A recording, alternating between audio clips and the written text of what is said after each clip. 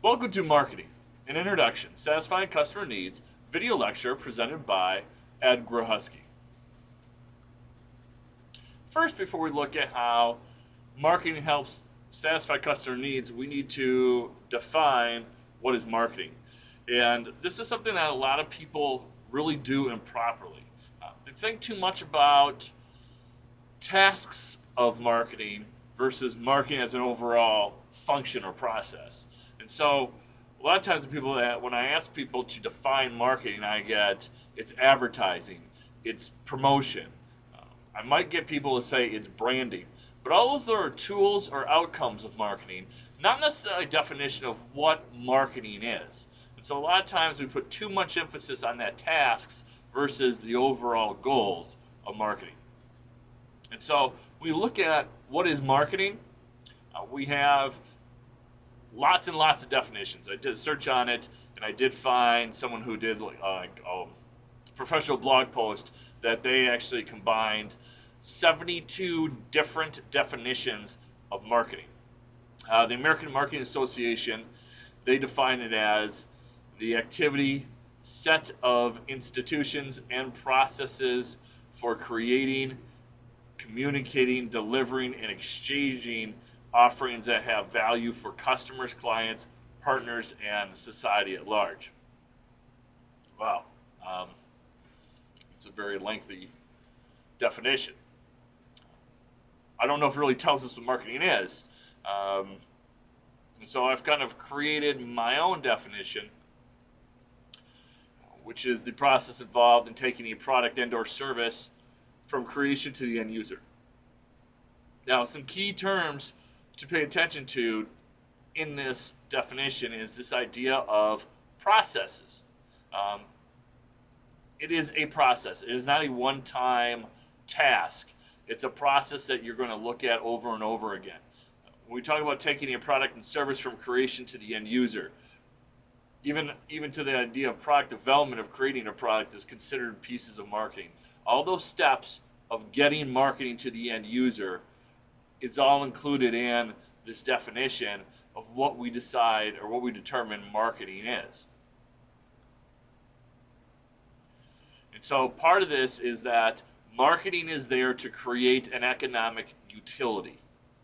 And when we talk about economic utilities, we talk about the want satisfying power of a good or service. Now that term want is a very important part to distinguish.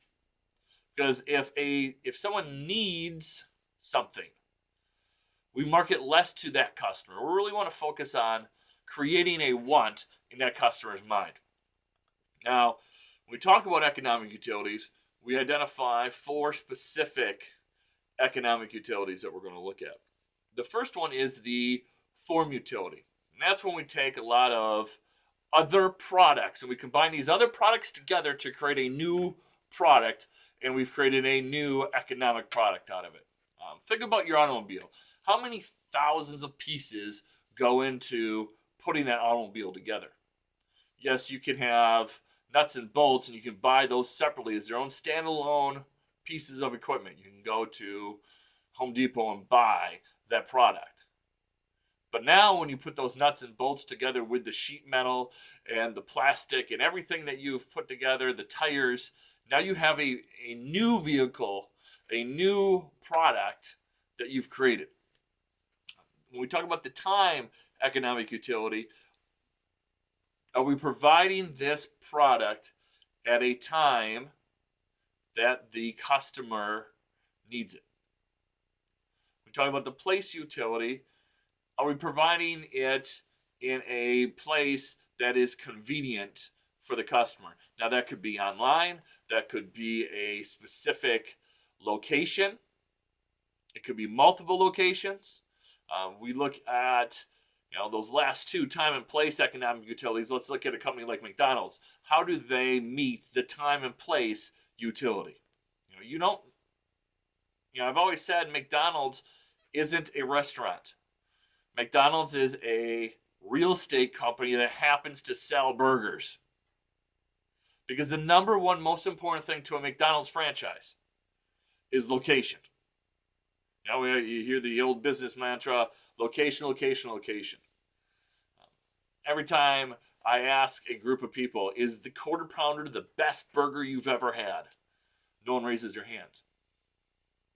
But McDonald's has sold more burgers than anyone else in the world. And so they've sold more burgers not because it's the best burger, right? McDonald's ads will never say, we have the best burger in the world. But because they fulfill that place and time utility, the efficiency of driving up into a window and asking for a burger and having that burger within 2 or 3 minutes, that is meeting that time utility, place utility. The best advertising McDonald's does is when you're driving down the street and you see the golden arches. That is giving you the place utility. And so generally, you're not going to go out of your way, but you're driving down the street, oh, there's a McDonald's, and you stop. And then finally, when we talk about economic utilities, we're going to look at the ownership utility, which is saying generally there is a exchange for the product or service. And the exchange, especially in our free enterprise system, is money for a product or service. And so once that exchange is made, once I give you money for that cheeseburger, I then take ownership of the burger. And that is the last of the economic utilities.